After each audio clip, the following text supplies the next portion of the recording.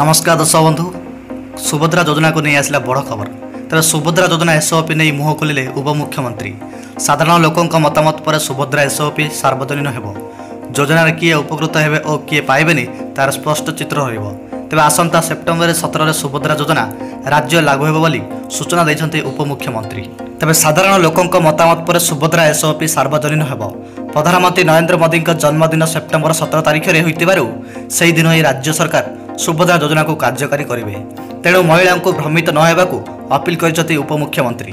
तेज September 17 तारिख में प्रधानमंत्री द्वारा हितधारी को यह प्रदान कर सुभद्रा योजना पर एसओपी प्रस्तुत सरी लोकों मतामत को अपेक्षा कर सारा राज्य में 10टी क्लस्टर लोक मतामत नि लोक मैंने जहाँ मतामत देवे से हिसाब से संशोधन हो से कहते। तेज अगस्ट 14 तारिख सुधा जिलापाल मान फीडबैक रिपोर्ट आसो।